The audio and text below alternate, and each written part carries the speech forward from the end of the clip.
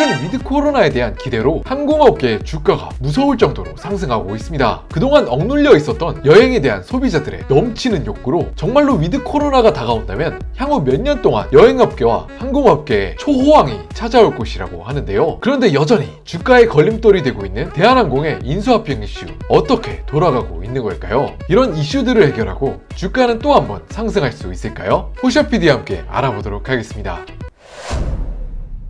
드디어 먹어서 간편하게 치료할 수 있는 경구형 코로나 치료제가 나온다고 하죠. 게다가 최근 몇 달 동안 코로나 백신 접종자 숫자가 폭발적으로 늘어나 이제는 코로나에 대한 공포가 어느 정도 거치고 함께 살아갈 수 있는 세상이 되지 않았나 조심스럽게 이야기가 나오고 있습니다. 게다가 이런 수치는 우리나라뿐만이 아니라 무려 30억이 가까운 인구가 이미 백신 접종까지 완료되었다고 하는데, 이렇게 빠르게 변화하고 있는 세계 정세 속에서 최근 정말 가장 발빠르게 반응한 것은 바로 위드 코로나의 직접적인 수혜주라고 할 수 있는 항공 주식과 여행 주식입니다. 특히 경영상의 악재와 코로나로 엄청난 타격을 입었던 대한항공의 주가는 최근 몇 달 들어 정말 엄청난 고공행진을 이어가고 있죠. 최근 들어가신 분들 정말로 부럽습니다. 위드 코로나에 대한 기대감 속에서 특히 가장 최근이었던 9월부터 대한항공의 주가가 힘차게 오르고 있는데요. 그런데 사실 위드 코로나로 열려질 여행 산업의 폭발적인 증가 이외에도 최근 대한항공의 실적은 굉장히 좋았습니다. 코로나 위기로 민첩하게 대응할 수 없었던 2020년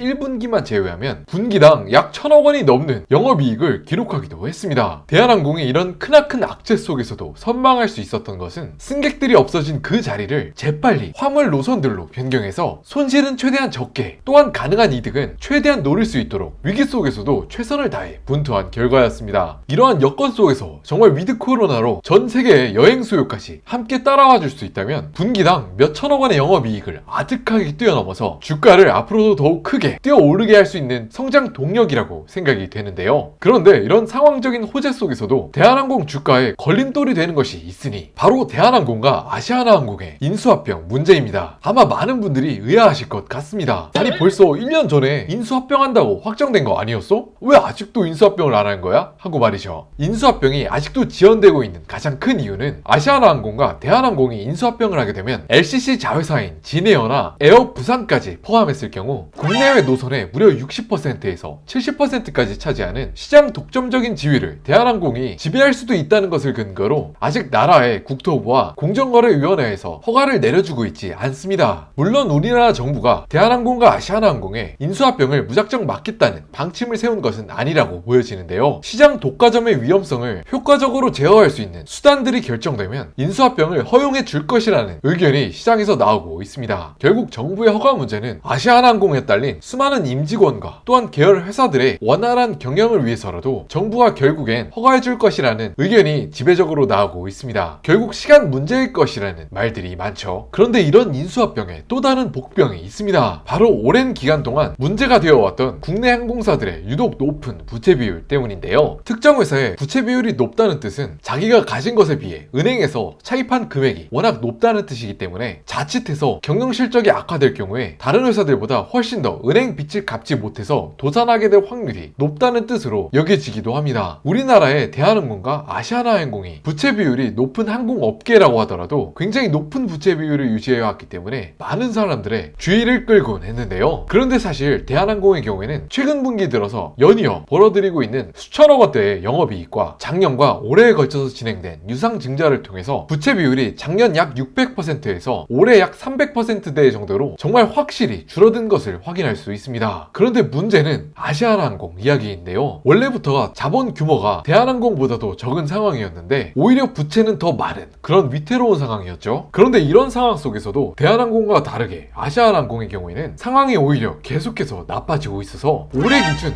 부채 비율이 무려 2000%에 달한다고 합니다. 이런 부채 비율이 2000%란 숫자는 국내 코스피에 상장된 약 2400개의 회사들 중 아시아나항공이 가진 부채 비율이 1등이라고 하는데요. 그만큼 정말 비이상적인 재무 구조를 가지고 있다고 할 수 있을 것 같습니다. 이런 아시아나항공의 충격적인 재무 구조는 대한항공과 아시아나항공이 합병을 하게 될 때 대한항공의 재무 지표에도 아주 큰 영향을 줄 수 있기 때문에 과연 이런 두 회사를 제대로 이끌어 나갈 수 있느냐는 질문에 대답하기가 상당히 곤란합니다. 불안해질 수 있기 때문에 대한항공의 주가에도 단기적으로는 악영향을 줄 수 있을 것이라고 생각되고 있습니다. 최근 들어 대한항공이 아주 오랫동안 가지고 있었던 알짜 자산들을 연이어서 서둘러 매각하고 있는 것은 바로 아시아나항공의 재무 지표와 관련된 항목들 때문인데요. 이쯤에서 어떤 분들은 이렇게 의아하실 수도 있으실 것 같습니다. 아니, 대한항공이 기존에도 항공기나 여객 수가 부족해서 어려운 것이 아니었는데 이런 알짜 사업부와 자산들까지 몽땅 매각하면서 이렇게 아시아나항공과 인수합병에 목을 매는 이유가 무엇이냐 하고 말이죠. 이렇게 대한항공이 아시아나항공과의 인수합병에 목을 매는 이유는 전 세계 경제 성장과 더불어서 여행 산업이 그동안 엄청난 규모로 성장했기 때문인데요. 지난 20여 년간의 데이터들을 살펴보면 정말 이렇게 정직하게 성장하는 사람이 또 있나 싶을 정도로 전 세계 여행객 숫자는 꾸준하게 늘어왔습니다. 비록 최근에 코로나 여파로 항공업계와 여행업계에 엄청난 타격을 주긴 했지만 이런 코로나의 여파가 끝난다면 이전과 같은 성장세를 이어갈 수 있을 것이라는 기대감 속에서 대한항공이 미래를 준비하며 큰 그림을 그리고 있는 것이라고 보시면 될 것 같습니다. 실제로 최근 들어서 대한항공의 주가가 이렇게 오른 것이라고 생각하실 수도 있는데 대한항공의 주가를 조금 더 장기로 놓고 보면 오히려 최근 3만원대의 주가가 굉장히 싸 보이는 모습을 볼 수 있습니다. 고점을 놓고 보았을 때에는 대한항공의 주가가 약 6만원 정도까지 하는 모습을 보여주었죠. 대한항공에 있어서 고질적으로 문제 제기 받아왔던 부채 문제와 또한 누적되고 있었던 영업 적자 문제까지 해결된 이 시점에서 과거 폭발적으로 늘어나던 여행객 숫자가 다시 돌아온다면 대한항공과 아시아나항공이 합병한 그때 지금까지 보았던 것 그 이상의 주가 상승으로 이어지지 않을까 시장에선 이렇게 호의적으로 바라보기도 하고 있습니다. 위드 코로나 시대에 대한 기대감으로 혜택을 본 것은